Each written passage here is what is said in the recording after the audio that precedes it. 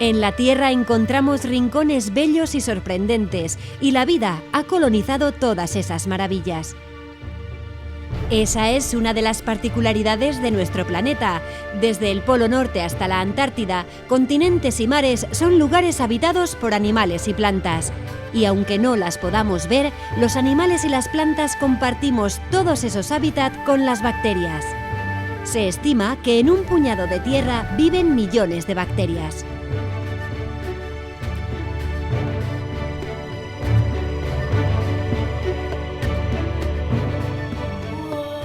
Han formado una red que engloba todo el planeta, están en todos los sitios, por nuestro cuerpo, encima de esta vegetación, en el suelo, por el aire, en el agua, han formado una red que hace que funcione el planeta.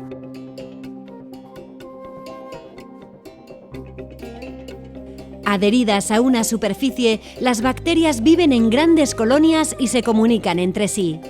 Para ello utilizan antibióticos producidos por ellas mismas, es decir, las propias bacterias producen antibióticos.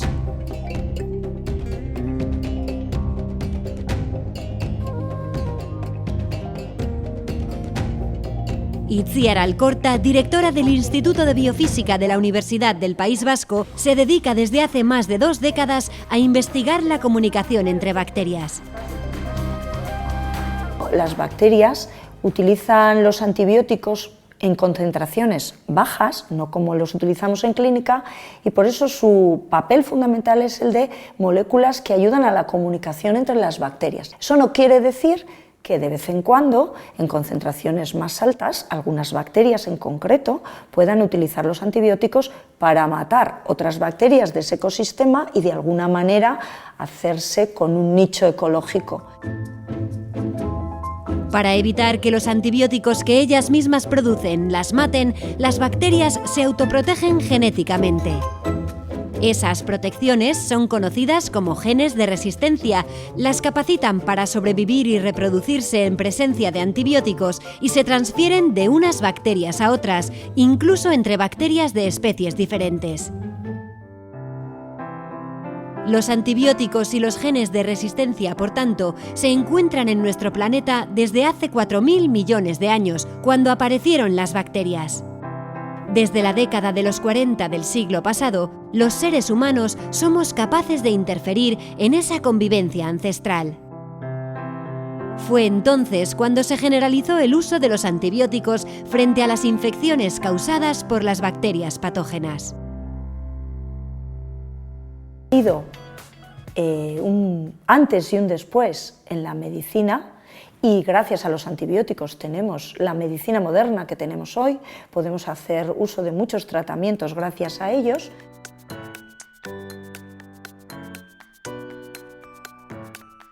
Tras la revolución de los antibióticos, en las sociedades occidentales se extendió la creencia de que muchas enfermedades habían sido controladas o habían desaparecido para siempre. No solo eso, la industria alimentaria tuvo un desarrollo notable. En agricultura, ganadería y acuicultura, los antibióticos son esenciales para combatir las infecciones bacterianas. Cuando un animal sufre una infección bacteriana es imprescindible su uso para curarles y garantizar su bienestar. También es fundamental su uso para garantizar la seguridad alimentaria. Es necesario disponer de una cabaña ganadera sana para poder obtener a partir de ellos alimentos sanos y de calidad.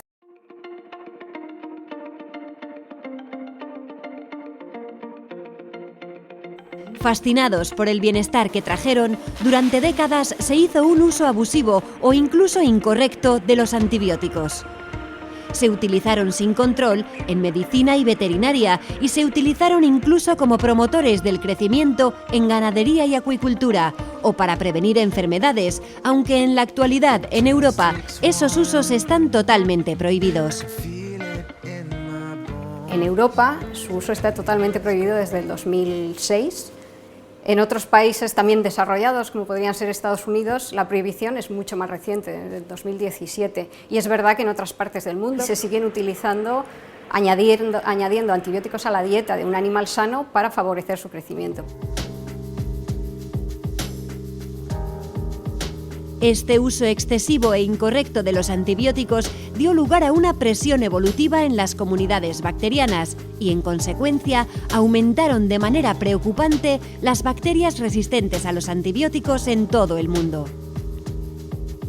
Como consecuencia, actualmente las bacterias son capaces de sobrevivir en presencia de muchos antibióticos.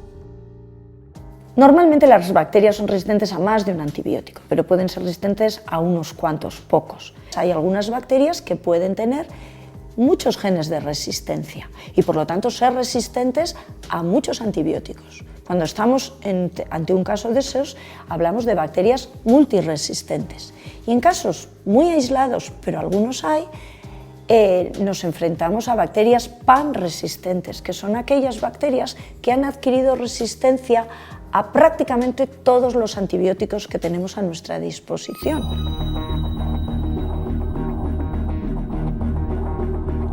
Este vídeo, grabado por investigadores de la Universidad de Harvard, ilustra con claridad la capacidad de las bacterias para desarrollar resistencias. Esta gran superficie fue acondicionada para cultivar bacterias. En los extremos dispusieron solo el medio de cultivo. En el resto añadieron antibiótico en diferentes concentraciones, de 0 a 1000. Después dejaron crecer la bacteria. La mesa es negra y la bacteria Escherichia coli es blanca. Al comienzo del experimento se ve que solo crece a ambos lados de la mesa. Sin embargo, en poco tiempo es capaz de crecer y reproducirse en presencia del antibiótico y después de 11 días la bacteria ocupa toda su superficie, incluso el área donde la concentración de antibiótico es muy alta. El experimento muestra con total claridad la increíble capacidad de la bacteria para desarrollar resistencias en poco tiempo.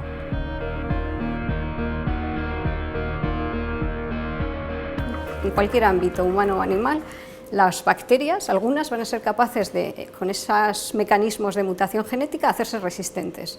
Las sensibles mueren y pasamos de un ambiente en el que había sobre todo pues, bacterias buenas, porque muchas bacterias son buenas, y sensibles cuando haya que tratarlas, a un ambiente en el que van a predominar, prácticamente todas van a ser resistentes, no tienen competencia por otras bacterias. Entonces el problema es eso, favorecer y seleccionar bacterias resistentes.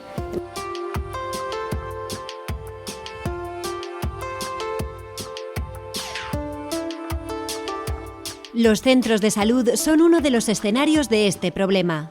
En el hospital de Basurto conviven con el crecimiento de bacterias resistentes y ya están tomando medidas para controlar el problema. Todas las muestras que vienen de los pacientes que ingresan en unidades críticas se les hace un control microbiológico para ver si son portadores de microorganismos multiresistentes, o sea, de microorganismos que presentan resistencia a los antibióticos. Si son portadores o tienen una infección, pues se les aísla y así evitamos que ese microorganismo se propague dentro del hospital.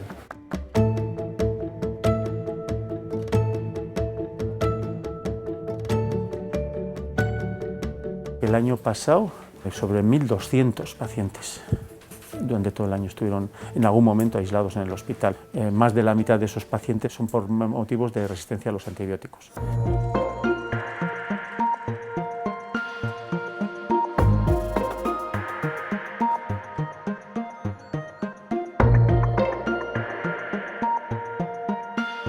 Nosotros aquí hacemos, aparte de aislar los microorganismos, les hacemos pruebas de susceptibilidad antibiótica. Enfrentamos el microorganismo frente a los antibióticos y vemos cómo reaccionan, si son sensibles al antibiótico, si son resistentes.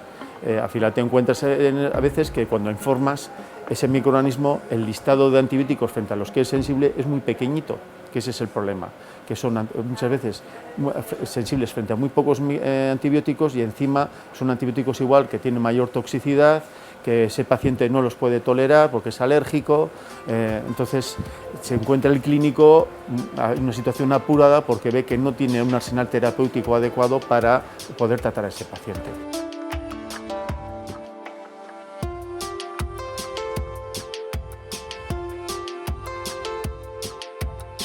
El hecho de aparecer estos microorganismos multiresistentes no solamente es que complican todo, porque muchos de estos avances médicos están basados en los antibióticos. Todo eso se puede ir al traste si no dispones de un arsenal antibiótico para evitar la aparición de infecciones en esos pacientes. Con lo cual, el futuro se plantea muy oscuro si no conseguimos atajar este problema y por lo menos controlarlo.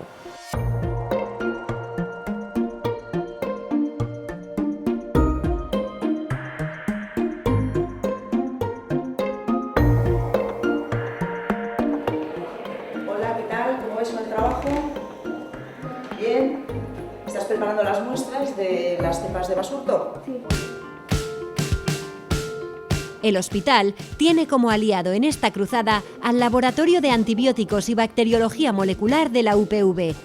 Y gracias a las nuevas tecnologías de biología molecular pueden identificar las bacterias resistentes y llegar al origen de la infección.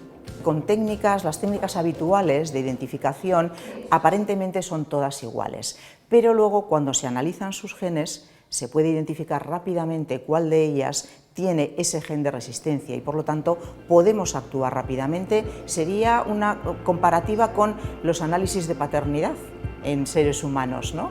Que podemos obtener muestras de diferentes personas, las comparamos entre sí y vemos cuáles son de la misma familia. Esto sería lo mismo pero aplicado a las bacterias. Los resultados de las investigaciones demuestran que las mujeres son más vulnerables a las resistencias debido a que muchos de los ensayos de los tratamientos se realizan en especímenes macho. Prácticamente el conocimiento que se ha generado hasta hace muy poco es un conocimiento muy sesgado, basado exclusivamente en modelos masculinos. Nuestro sistema inmunológico es diferente. También nuestra fisiología es diferente, hormonal, metabólica, y todo eso va a influenciar en la respuesta que vamos a tener a la enfermedad infecciosa.